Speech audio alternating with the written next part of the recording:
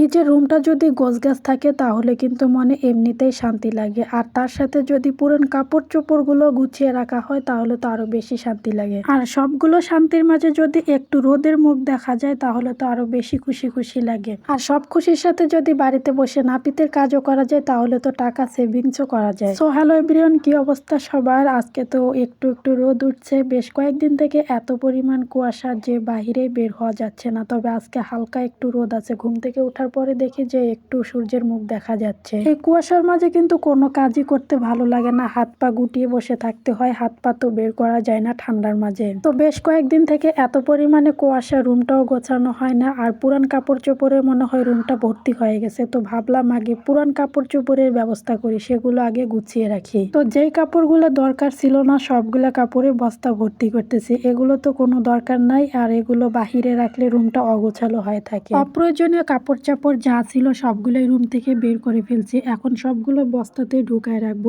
এমনিতে যদি রুমে রাখা হয় এখানে সেখানে পড়ে থাকে, অনেক বিরক্তিকর লাগে। এই শীতের মাঝে তো হাত পা বের করাই যাচ্ছিল না, এত পরিমাণে শীত ছিল কয়েকদিন থেকে। তো আজকে যেহেতু হালকা হালকা রোদ আছে এজন্য সবকিছু বের করছি আর সবকিছু পরিষ্কার করব। আর কয়েকদিন যাবত বাড়িতে অনেক আত্মীয় ছিল, এই জন্য একটু ঝামেলাতে ছিলাম। একটা জিনিস খেয়াল করে দেখবেন, বাড়িতে যদি একটা আত্মীয় আসে তবুও কিন্তু অনেক কাজের ব্যাঘাত ঘটে। মানে আমাদের বাড়িতে প্রায় 3 দিনের মতো আত্মীয় ছিল আর কোনো কাজেই করা হয় নাই, মানে তাদের আপ্যায়ন করতে করতে সময় চলে যায়। তো যাই হোক, সবাই বিদায় হয়ে গেছে, এখন নিজের রুমটাও আগে গুছিয়ে নিচ্ছি, আর এদিকে পুরানো কাপড়গুলো বস্তাতে ভর্তি করলাম, এগুলো এখন এক সাইডে রেখে দিলে আর কোনো সমস্যা নেই। এখানে শুধু আমার রুমের যে পুরানো কাপড় ছিল সবগুলো এই বস্তাতে ঢুকেছে, পরবর্তীতে আবার অন্য রুমের যেগুলো আছে সেগুলো অন্য বস্তাতে ঢুকাবো। তো পুরানো কাপড় গোছানো কাজ শেষ হয়ে গেছে, এখন চলে আসলাম বিছানাপত্রটা পরিষ্কার করব। কয়েকদিন থেকে এত পরিমাণে ঠান্ডা যে বিছানা পর্যন্ত সকালে উঠাই না, কেননা সারাদিনে কম্বলের নিচে শুয়ে বসে থাকতে হয়, এই জন্য আর তোলা হয় না। ঠান্ডার মাঝে তো আর বাহিরে কোথাও বের হওয়া যায় না, একটু একটু পর পরে রুমে